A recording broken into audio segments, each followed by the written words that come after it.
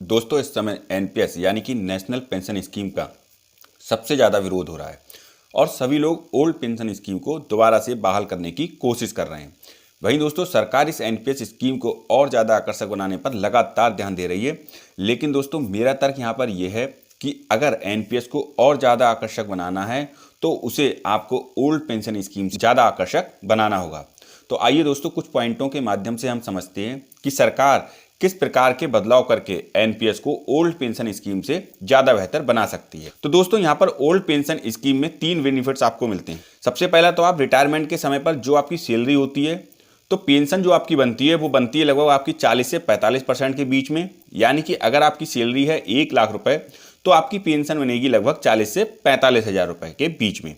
वहीं दोस्तों, किसी भी व्यक्ति की डेथ हो जाने पर, यानी कि जिसके हस्बैंड को अगर पेंशन मिल रही है और उसकी किसी कारणवश डेथ हो जाती है, तो उसकी परिवार में जो उसकी वाइफ होती है उसको पेंशन मिलती है, लेकिन जो पेंशन है वो लगभग आधी से भी कम रह जाती है। तीसरा पॉइंट है हमारा कि यहाँ पर सरकार जो है प्रत्येक 6 माह में महंगाई भत्ता जो है वो बढ़ाती रहती है। तो दोस्तों, अगर सरकार एनपीएस में ये बदलाव करती है जिन्हें मैंने यहाँ पर डिस्क्राइब किया है एक एग्जाम्पल के थ्रू, आइए समझते हैं, तो एनपीएस जो है वो वाकई में ज़्यादा आकर्षक हो जाएगी। तो दोस्तों, यहाँ पर हमने एक एम्प्लॉय का नाम ले लिया है जो कि राम है। उसकी सैलरी है लगभग 25,000 रुपये, जो अपनी सैलरी में से केवल 3400 रुपये जमा करता है प्रति माह एनपीएस अकाउंट में, जो कि 35 साल बाद टोटल अमाउंट बनता है 10% के हिसाब से 1,94,28,824 रुपये। तो अभी तक एनपीएस में ये नियम है कि एम्प्लॉय इसमें से 60% पैसा विड्रॉल कर सकता है और बाकी का जो 40% पैसा है वो किसी एन्युटी प्लान में उसको लगाना होता है, जिससे उसकी मासिक पेंशन मिलने लगती है। एन्युटी प्लान यहाँ पे क्या करते हैं कि उस पैसे पर उसको मंथली इंटरेस्ट देने लगते हैं, जिसे हम पेंशन कहते हैं, जबकि इंटरेस्ट में हर 6 माह पर कोई भी महंगाई भत्ता नहीं बढ़ता है और धीरे धीरे जैसे जैसे समय बीतता है वैसे वैसे जो इंटरेस्ट आपको मिल रहा होता है वो आपके खर्चों के लिए कम पड़ने लगता है। वहीं दोस्तों, अगर इस पैसे को एनपीएस में ही इन्वेस्टेड रहने दिया जाए और सरकार उस अमाउंट पर केवल 4% वार्षिक पेंशन देने लगे, तो आइए कैलकुलेटर के माध्यम से जानते हैं कि ये कैसे ओल्ड पेंशन स्कीम से बेहतर होगी। तो दोस्तों, यहाँ हमने खोल लिया है कैलकुलेटर और इस समय आपके जो एनपीएस अकाउंट में रकम है वो है आपकी 1,94,28,824 रुपये। उसे हमने यहाँ पर भर दिया है और सरकार इस पर अब जब आप 60 वर्ष के हो गए हैं तब 4% वार्षिक पेंशन देना शुरू करती है। तो आपकी वार्षिक पेंशन बनेगी लगभग 7,77,152 रुपये 96 पैसे, जो कि मासिक पेंशन होगी आपकी 64,762 रुपये 74 पैसे। और इस पेंशन पर प्रतिवर्ष आप 5% की बढ़ोतरी लगा दीजिए और आपका जो एनपीएस पर इंटरेस्ट रेट मिलता है यानी कि 10% है, तो उस हिसाब से आपका पैसा भी यहाँ पर बढ़ता रहेगा।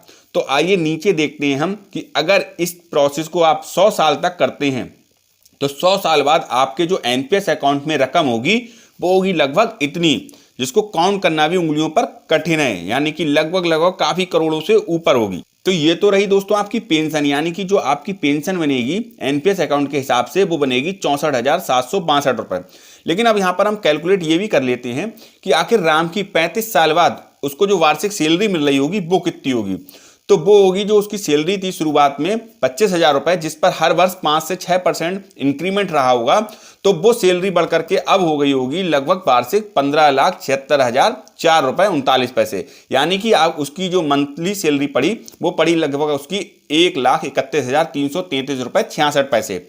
यानी कि राम की जो एनपीएस पेंशन बनी है, जो कि अभी मैंने कैलकुलेट करके बताई थी, वो बनी है 64,762 रुपये 74 पैसे। यानी कि लगभग उसकी जो सैलरी है मंथली 1,31,000 रुपये, उससे भी 45% के हिसाब से ज़्यादा ही पेंशन बनी है। यानी कि 45% के हिसाब से उसकी जो पेंशन बननी चाहिए थी वो बननी चाहिए थी 59,100 रुपये 147 पैसे मंथली, जबकि यहाँ पर हमने जो कैलकुलेट किया है उस हिसाब से उसकी जो मंथली पेंशन है वो बनी है 64,762 रुपये 74 पैसे। तो दोस्तों, अब हम यहाँ पर दोनों के पॉइंटों में कंपैरिजन करके देख लेते हैं। एक साइड हम लिखते हैं ओल्ड पेंशन स्कीम के बारे में, दूसरे में लिखते हैं हम एनपीएस के बारे में। तो यहाँ पर सबसे पहला पॉइंट था हमारा कि ओल्ड पेंशन स्कीम में जो आपकी उस समय पर सैलरी होती है उसकी 45% पेंशन बनती है। तो ठीक एनपीएस में जो है यहाँ पर आपकी 45% से भी ज़्यादा पेंशन बन रही है। अभी मैंने एग्जाम्पल के थ्रू आपको बताया। यहाँ पर दूसरा पॉइंट था आपकी पारिवारिक पेंशन जो है वो आधी हो जाती है, यानी कि जो हस्बैंड की डेथ हो जाएगी उसके बाद जो उसकी वाइफ है उसको पेंशन मिलेगी वो लगभग आधी मिलेगी। पर दोस्तों एनपीएस में ऐसा नहीं होगा। यहाँ पर जो आपकी पेंशन मिल रही है उतनी ही मिलती रहेगी और उस पर भी लगभग हर वर्ष कुछ ना कुछ रुपए बढ़ते रहेंगे। यहाँ पर तीसरे पॉइंट में ओल्ड पेंशन स्कीम में जो खामी थी वो ये है कि पत्नी के बाद परिवार में किसी को भी पेंशन नहीं मिलती है अगर वो 18 साल से ऊपर हैं। लेकिन दोस्तों यहाँ पर आगे की पीढ़ी दर पीढ़ी जितने नॉमिनी उसमें होंगे उनको पेंशन लगभग मिलती रहेगी, क्योंकि यहाँ पर जो है जितने नॉमिनी बना दिए गए हैं उनके नाम पे वो ट्रांसफर हो जाएगी और उसको पेंशन मिलने लगेगी। यहाँ पर भी दोस्तों महंगाई भत्ता जो है ओल्ड पेंशन स्कीम में लगभग 4 से 5% बढ़ता है। तो ठीक वैसा ही मैंने यहाँ पर कैलकुलेटर के माध्यम से आपको दिखाया था कि एनपीएस पे भी आप हर वर्ष 5% अपना जो महंगाई भत्ता है वो जोड़ते रहिए। तो दोस्तों अब आप यहाँ पर देख सकते हैं इन पॉइंटों के माध्यम से कि जो एनपीएस है वो लगभग आपको ओल्ड पेंशन स्कीम से ज्यादा आकर्षक दिखेगी। लेकिन दोस्तों यहाँ पर बस आपको एक थोड़ा सा ध्यान रखने की जरूरत है कि जब भी आप इस पेंशन स्कीम में अप्लाई करें एनपीएस में, यानी कि जब आपका अमाउंट इकट्ठा हो गया है, जब भी आप इसमें से पेंशन के लिए अप्लाई करें तो हमेशा एक चीज को ध्यान रखें कि उस समय पर जो मार्केट है वो अपनी लाइफ टाइम हाई पे होना चाहिए या फिर लाइफ टाइम हाई के आसपास होना चाहिए।